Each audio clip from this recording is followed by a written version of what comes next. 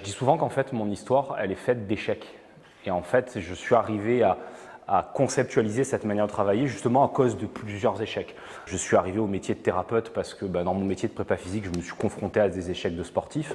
Je suis venu à la prépa mentale parce que moi-même, j'ai raté une carrière de sportif de haut niveau parce que j'avais un mental de chips. Et en fait, la thérapie incarnée, concrètement, j'ai fait de la PNL. Quand vous faites de la PNL, à un moment, on vous dit que la PNL vient de l'hypnose. Et puis moi, à l'époque, l'hypnose, pour moi, c'était une connerie, quoi, parce que c'était les trucs qu'on voyait à la télé, dormir, sommeil. Je me disais que c'était des acteurs, c'était nul. Et puis, comme on me disait que ça venait de là, je dis, il faut que j'aille me former. Donc, j'ai commencé à aller me former. J'ai fait une première formation d'hypnose ericksonienne. Et la femme qui nous faisait la formation nous donne des protocoles, nous forme comme on forme à l'hypnose ericksonienne classique. Et puis, moi, avant la pause, je lève la main, je lui dis, je ne donnerai pas son prénom, mais je dis, tu peux m'expliquer comment ça marche? Tu sais, à la télé, tu sais, quand les gens ils viennent, tu fais dormir sommeil et les gens ils tombent d'un coup. Et là, elle me regarde, elle me dit, non, mais Alain, ça, faut pas le faire. Je dis, ok, super, faut pas le faire, j'ai compris, c'est pas éthique, mais comment ça fonctionne? Elle me dit, non, faut pas le faire. Je dis, ok, on n'a pas dû se comprendre, non, vraiment, explique-moi le processus.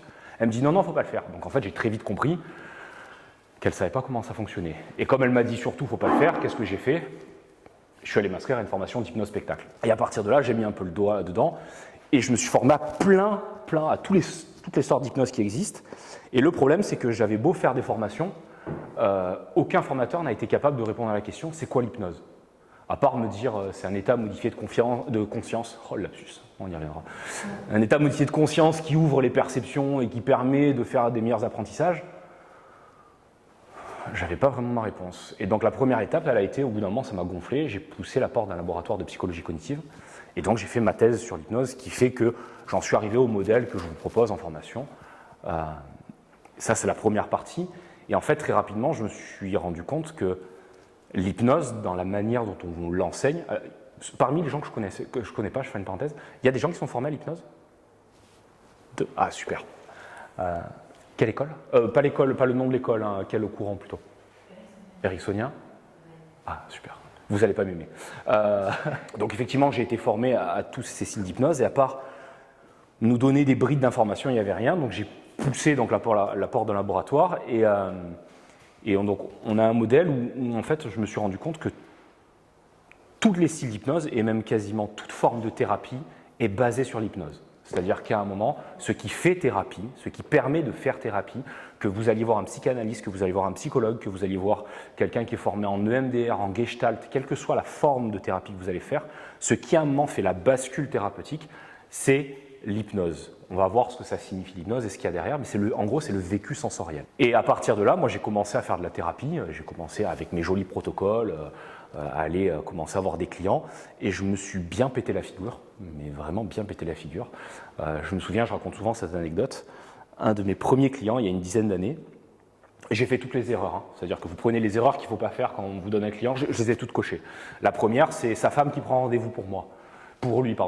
Donc en principe, ça ne vous faites pas, jamais. Deuxièmement, il ne veut pas venir à mon cabinet, il faut que ce soit moi qui vienne. Deuxième erreur, jamais, pas d'engagement. J'arrive là-bas, je ne sais même pas pourquoi je vais, je tape à la porte, et là j'ai un mec en caleçon avec un t-shirt plein de taches qui m'ouvre. Et là je me dis ok, ça va très bien se passer, et je me retrouve au bout de 10 minutes, le mec est dans son canapé, comme ça.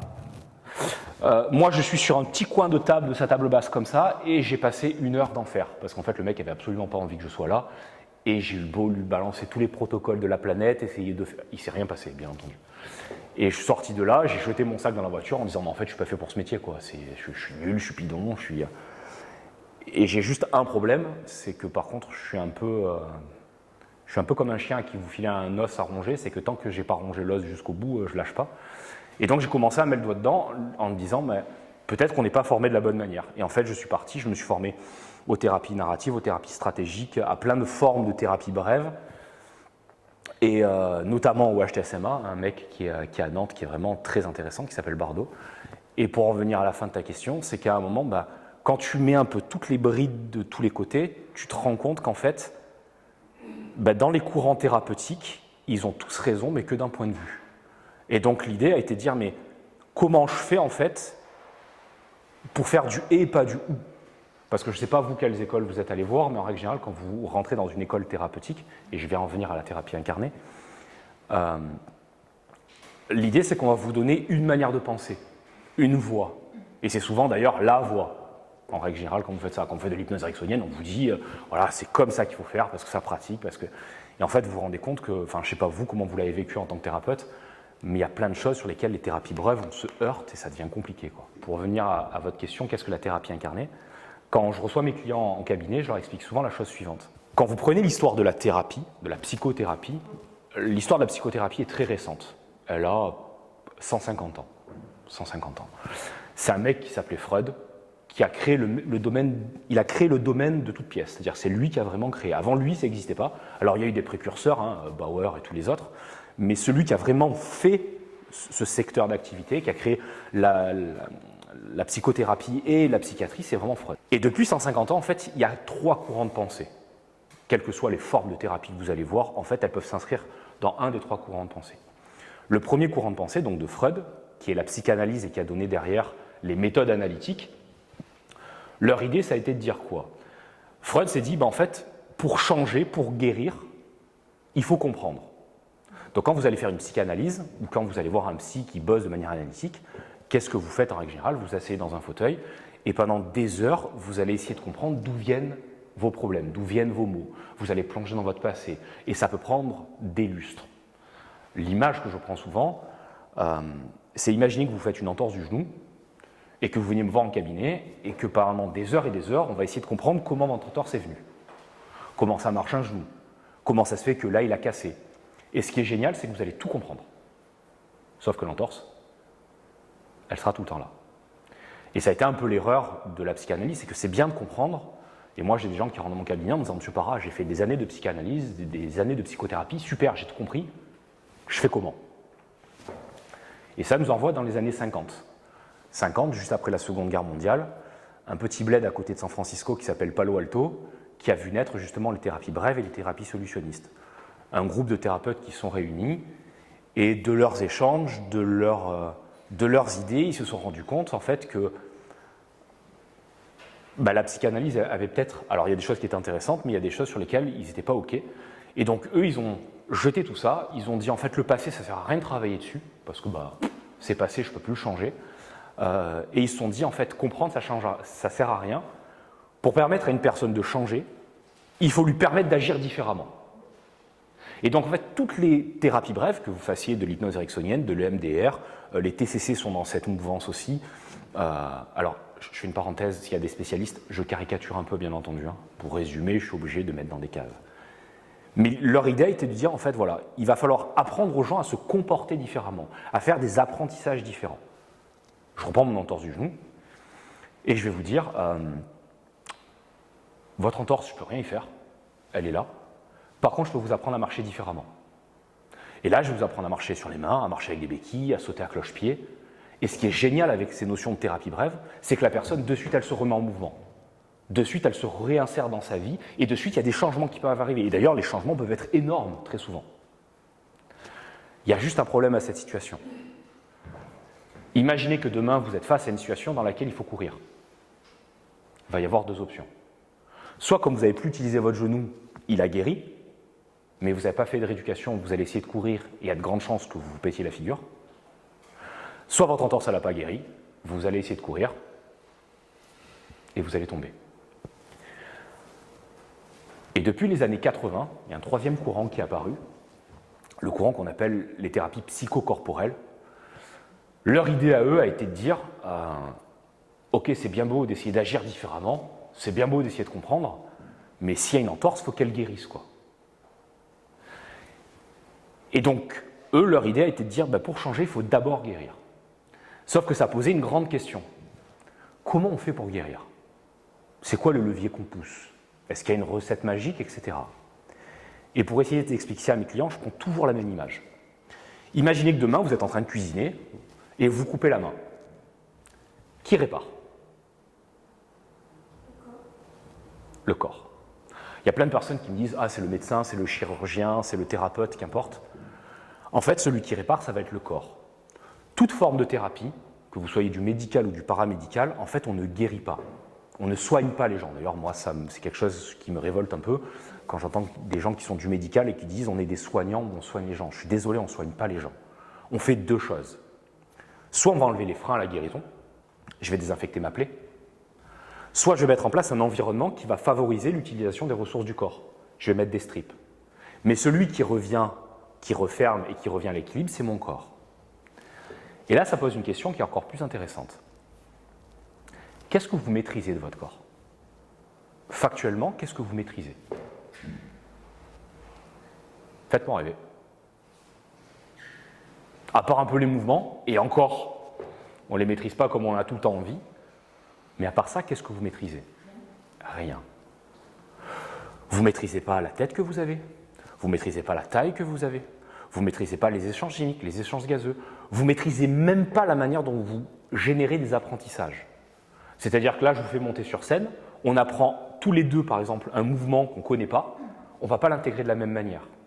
Je vais vous demander d'apprendre une leçon, on ne va pas l'intégrer de la même manière. Parce qu'en fait, notre corps génère sa propre manière de générer des apprentissages, de créer des automatismes. Et dans notre en tout cas dans la vision de la thérapie psychocorporelle, alors dedans vous retrouvez des choses comme le biodécodage, comme la psychologie sensorimotrice, comme plein de courants d'ostéopathie, etc. Leur idée a été de dire en fait, l'inconscient n'existe pas.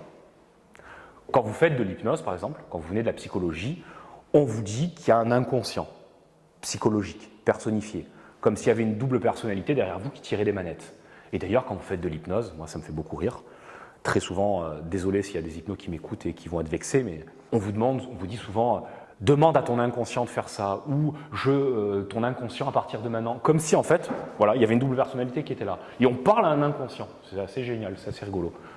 Dans la vision psychocorporelle, en fait, l'inconscient personnifié n'existe pas. Il n'y a pas d'inconscient psychologique. Votre inconscient, c'est votre corps, c'est votre biologie. Et ce qui est intéressant avec les thérapies psychocorporelles, c'est qu'ils montrent, et d'ailleurs c'est en train de plus en plus d'être montré dans les dernières publications actuelles, je fais une parenthèse, ceux que ce genre de truc-là intéresse, allez voir un truc, l'inconscient cognitif et la cognition incarnée, qui sont justement en train de montrer qu'on n'aurait pas d'inconscient psychologique et que tout serait biologique en fait. Ils montrent que la psychologie s'est peut-être plantée il y a une centaine d'années quand elle a voulu dissocier psychologie et biologie. En fait, on serait intrinsèquement liés. Et quand on parle de psychologie psychocorporelle, l'idée c'est que pour eux, pour guérir, il va falloir descendre dans le corps. Quand vous vivez un traumatisme, c'est quoi un traumatisme? Un traumatisme, c'est une expérience que votre corps vous fait vivre, une expérience que vous allez vivre seul, dans l'impuissance, qui va déclencher une émotion forte, qui va générer un changement que vous ne pouvez pas maîtriser et dans lequel vous n'avez aucune solution. C'est ça un traumatisme. Et un traumatisme, encore une fois, peut être réel, si là quelqu'un rentre et nous met un flingue sur la tête, comme complètement imaginaire. Demain, vous êtes sur le bord d'un passage clouté, vous avez votre enfant dans la main, et puis d'un seul coup, vous lâchez la main et vous le voyez partir, une voiture arrive et vous arrivez juste à le rattraper. Sauf que dans votre tête, vous l'avez imaginé sous le roue de la voiture. Ça peut créer également un traumatisme. Et ce qui a été montré, c'est qu'en fait, tous vos traumatismes, avant d'être là,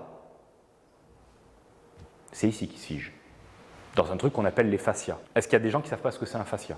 N'hésitez pas. Hein. Ouais. Vous mangez du poulet de temps en temps? Ok. C'est un vegan qui vous dit ça, c'est rigolo. Quand vous prenez par exemple du poulet avec de la peau, quand vous enlevez la peau, vous voyez des espèces de filaments blancs entre la peau et le muscle. C'est ça un fascia. En fait, les fascias sont des espèces d'enveloppes qui enveloppent nos muscles, nos os, qui enveloppent tous nos organes internes. Et en fait, nos fascias vont du bout de nos pieds jusqu'au sommet de notre tête. Et ça crée un espèce de réseau qui est fait de tissus conjonctifs. Et on a montré ces dernières années que ces tissus faciaux, en fait, non seulement c'est eux qui sont responsables de 60% des douleurs que vous ressentez, par exemple, sur une contracture, plus encore que le muscle, et surtout, c'est un formidable réseau de communication. Et l'idée, c'est que quand vous avez des traumatismes, vos traumatismes se marquent dans les fascias, ils se crispent. Les fascias sont venus vraiment à la mode il y a une dizaine d'années. Depuis une dizaine d'années, vous avez des recherches dans tous les sens qui sortent. C'est les Allemands qui ont poussé vraiment. Et en fait, on s'est rendu compte que c'est eux qui avaient la sensibilité à la douleur, c'est eux qui spasmaient, c'est eux qui envoient de l'information sur tout le corps au niveau cérébral. Enfin, et on s'est rendu compte aussi que tous les stress que nous vivions étaient marqués dans nos fascias. Bref, je ferme ma parenthèse, et donc quand vous bossez en psychocorporel, si les problématiques sont dans le corps, si votre inconscient c'est votre corps, si tout ce que vous vivez est dans votre corps, si vous faites de la thérapie, c'est pas là qu'il faut aller, c'est là. Imaginons je reprends mon entorse, super, vous avez guéri, vous avez fait en sorte que votre genou guérisse, etc. Sauf que guérir ne suffit pas. C'est que vous êtes tous blessés, c'est qu'à un moment, quand vous guérissez, il va falloir à un moment peut-être réapprendre à marcher, réapprendre à courir. En tout cas, il y a une rééducation à faire, peut-être se renforcer. Donc effectivement, le courant psychocorporel est pour moi le plus intéressant, et d'ailleurs, la thérapie incarnée est complètement ancrée là-dedans, mais il n'y a pas que ça, quoi. Et donc, dans ma vision des choses, c'est pas du ou, mais c'est du et. Et en fait, la thérapie incarnée, c'est quoi? C'est une thérapie où le vécu sensorimoteur est au centre de notre thérapie. C'est-à-dire, on ne passe que par là. Et l'idée, c'est de faire en sorte que les personnes, j'allais dire, défigent. On va travailler avec le corps pour que la personne, en fait, lâche ce qu'elle a lâché. Et une fois qu'on a travaillé là-dessus, on va se servir de certaines méthodes analytiques pour faire du sens, pour intégrer ce qui s'est passé. Et on va se servir ensuite de méthodes de thérapie solutionnistes et brèves pour faire en sorte que la personne ne retombe plus dans ce genre de traumatisme. En fait, l'idée de la thérapie incarnée, c'est une thérapie qui passe par le corps, qui est basée sur la relation et qui n'a qu'un seul objectif, faire en sorte que la personne retrouve toutes ses capacités d'adaptation. Et on se sert de l'ensemble de ces méthodes-là.